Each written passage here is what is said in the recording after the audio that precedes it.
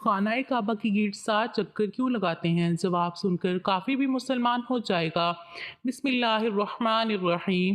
حضرت عبداللہ بن عباس رضی اللہ تعالیٰ عنہ سے روایت ہے کہ رسول خدا حضرت محمد صلی اللہ علیہ وآلہ وسلم نے ارشاد فرمایا، اللہ تعالیٰ کی 120 رحمتیں روزانہ اس گھر پر یعنی بیت اللہ پر نازل ہوتی ہیں، جن میں سے 60 طواف کرنے والوں پر، 40 وہاں نماز پڑھنے والوں پر اور 20 خانہ کعبہ کو دیکھنے والوں پر نازل ہوتی ہیں۔ حضرت عبداللہ بن عمر رضی اللہ تعالیٰ عنہ سے روایت ہے، میں نے رسول خدا حضرت محمد صلی اللہ علیہ وآلہ وسلم کو یہ فرماتے ہوئے سنا ہے، جس نے خانہ کعبہ کا طواف کیا اور 2 رکعت نماز ادا کی، گویا اس نے ایک غلام آزاد کیا۔ ابن ماجہ۔ حضرت عبداللہ بن عباس رضی اللہ تعالیٰ عنہ سے روایت ہے کہ نبی کریم صلی اللہ علیہ وآلہ وسلم نے ارشاد فرمایا، ہجرہ اسود کو اللہ تعالیٰ قیامت کے دن ایسی حالت میں اٹھائیں گے کہ اس کی 2 آنکھیں ہوں گی جس سے وہ دیکھے گا، اور زبان ہوگی جس سے وہ بولے گا، اور گواہی دے گا اس شخص کے حق میں جس نے اس کو حق کے ساتھ بوسہ لیا ہو۔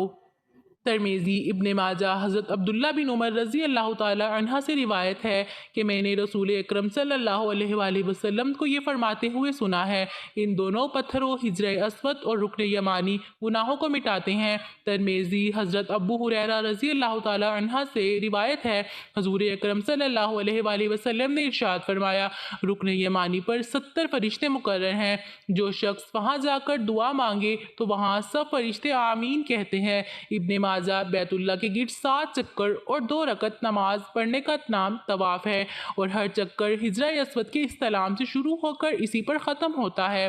ہجرہ اسود کا بوسہ لینا یا اس کی طرف دونوں یا دائیں ہاتھ سے اشارہ کرنا استلام کہلاتا ہے۔ طواف فرض ہو یا واجب یا نفل، اس میں 7 ہی چکر ہوتے ہیں اور اس کے بعد 2 رکعت نماز ادا کی جاتی ہے۔ اگر بیت اللہ کے قریب طواف کیا جائے تو ساتھ میں تقریباً 30 منٹ لگتے ہیں، لیکن دور سے کرنے پر تقریباً 1 سے 2 گھنٹے لگ جاتے ہیں۔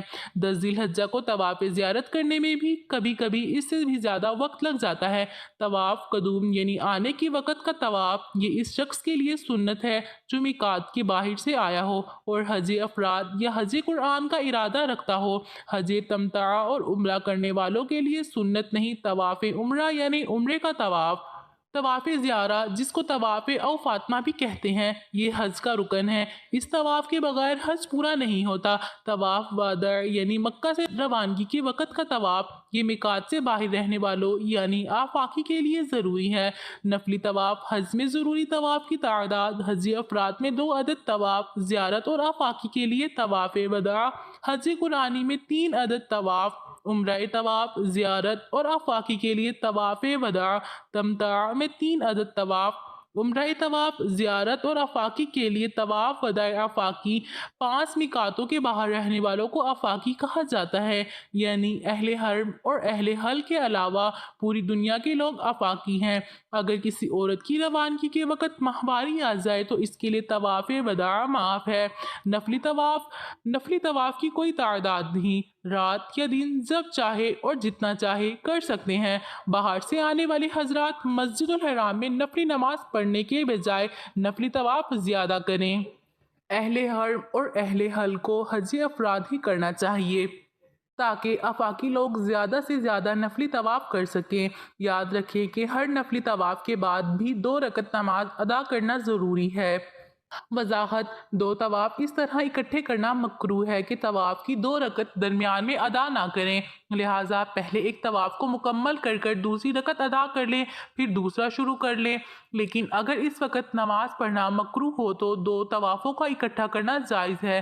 سعودی عرب میں نماز عصر اول وقت میں ادا کی جاتی ہے اور عصر اور مغرب کے درمیان اچھا خاصا وقت خاص کر گرمیوں میں تقریباً 3 گھنٹے ہوتے ہیں۔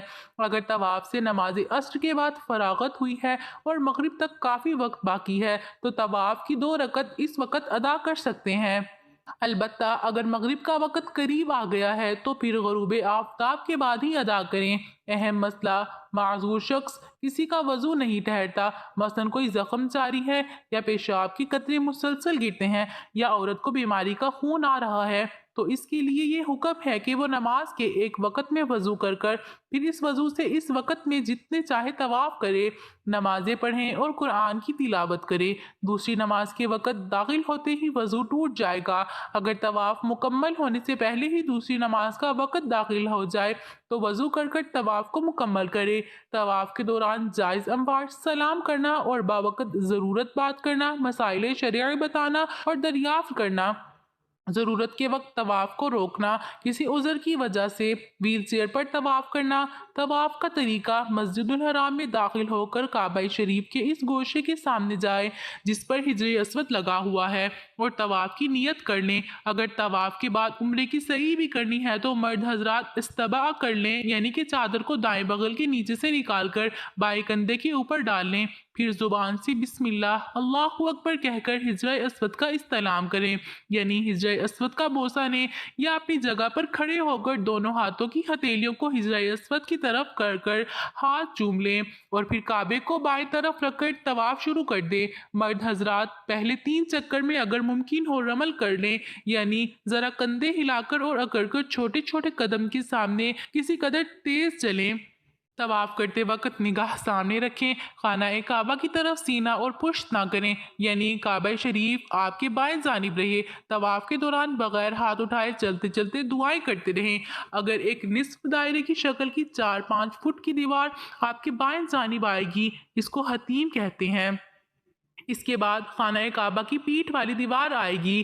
اس کے بعد جب خانہ کعبہ کا تیسرا کونا آ جائے جسے رکن یمانی کہتے ہیں، اگر ہو تو دونوں ہاتھ یا صرف دائیں ہاتھ اس پر پھیریں، ورنہ اس کی طرف اشارہ کیے بغیر یوں ہی گزر جائیں۔ رکن یمانی اور حجر اسود کے درمیان چلتے ہوئے یہ دعا بار بار پڑھیں، پھر حجر اسود کے سامنے پہنچ کر بسم اللہ اللہ اکبر کہہ کر حجر اسود کا استعلام کریں۔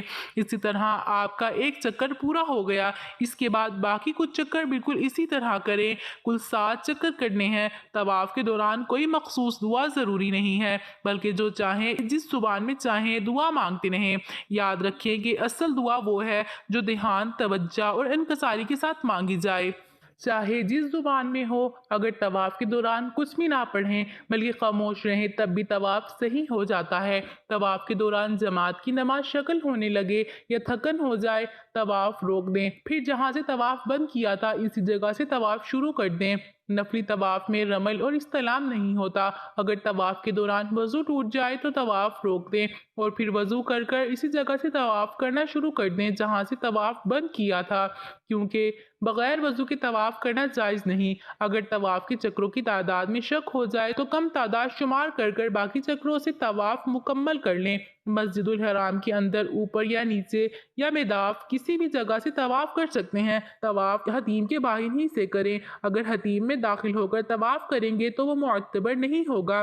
اگر کسی عورت کو طواف کے دوران حیض آ جائے تو فوراً طواف کو بند کر دے اور مسجد الحرام سے باہر چلی جائے۔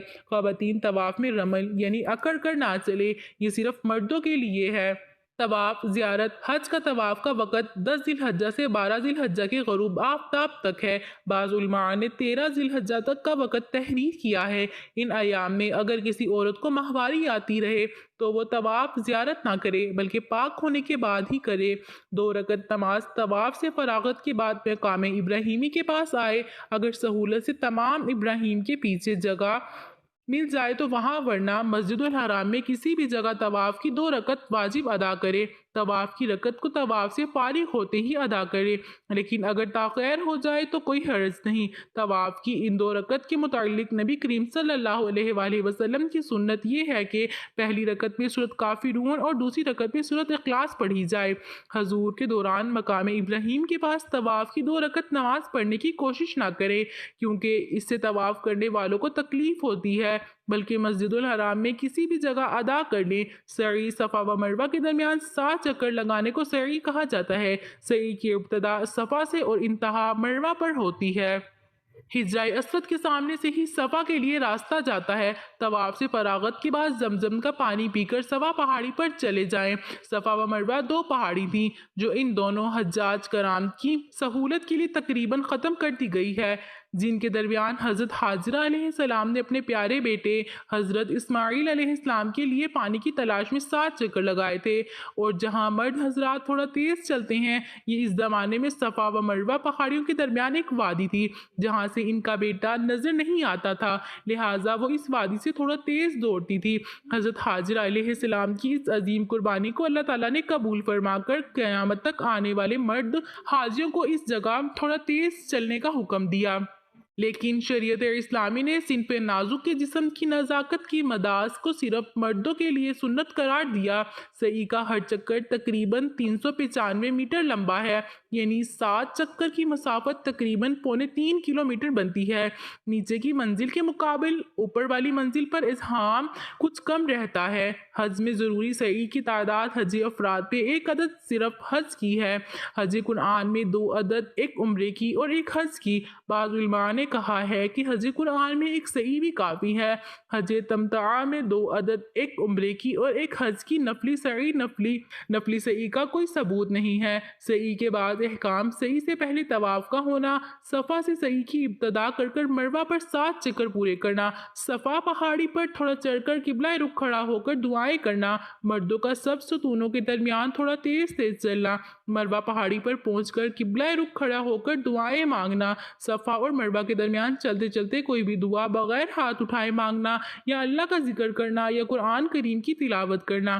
سعی کے دوران جائز اموار بلا وضو سعی کرنا، اسی طرح خواتین کا حالت ماہواری میں سعی کرنا، سلام کرنا اور گفتگو کرنا۔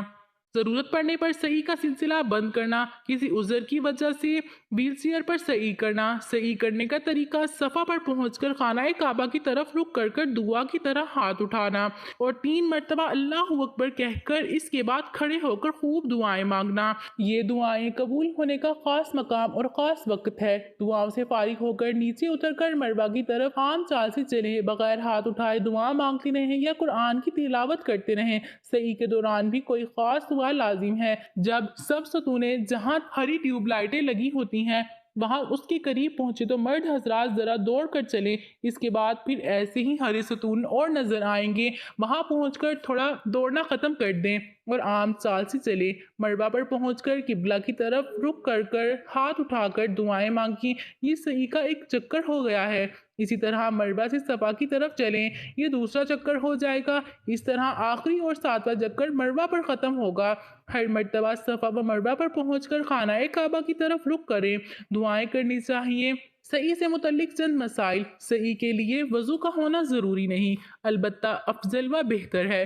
حیض، ماہواری اور نفاس کی حالت میں بھی سعی کی جا سکتی ہے، یعنی اگر کسی عورت کو طواف سے فراغت کے بعد ماہواری آ جائے تو وہ سعی ناپاکی کی حالت میں بھی کر سکتی ہے، لیکن اس کو چاہیے کہ وہ سعی سے فراغت کے بعد مروہ کی جانب باہر چلی جائے، مسجد الحرام میں داخل نہ ہو، البتہ طواف حالت حیض یا نفاس کی حالت میں نہ کرے، بلکہ مسجد الحرام میں بھی داخل نہ ہو۔ طواف سے فارغ ہو کر اگر سعی کرنے میں تاخیر ہو جائے تو کوئی حرج نہیں۔ سعی کا طواف کے بعد ہونا شرط ہے، طواف کے بغیر کوئی سعی معتبر نہیں، خواہ عمرے کی سعی ہو یا حج کی۔ سعی کے دوران نماز شروع ہونے لگے یا تھک جائے تو سعی روک دیں، پھر جہاں سے سعی روکی تھی اسی جگہ سے دوبارہ شروع کر دیں۔ اگر سعی کے چکروں کی تعداد میں شک ہو جائے تو کم تعداد شمار کر باقی چکروں سے سعی مکمل کریں۔ خواتین سعی میں سب ستون جہاں پر ہری ٹیوب لائٹیں لگی ہیں کے درمیان مردوں کی طرح دوڑ کر نہ چلیں۔ دعا ہے کہ اللہ پاک ہمیں بہتر عمل کی توفیق عطا فرمائے اور ہمارا خاتمہ ایمان پر فرمائے، آمین۔ ناظرین، کمنٹ باکس میں اللہ تعالیٰ کی 99 ناموں میں سے ایک نام ضرور ٹائپ کریں۔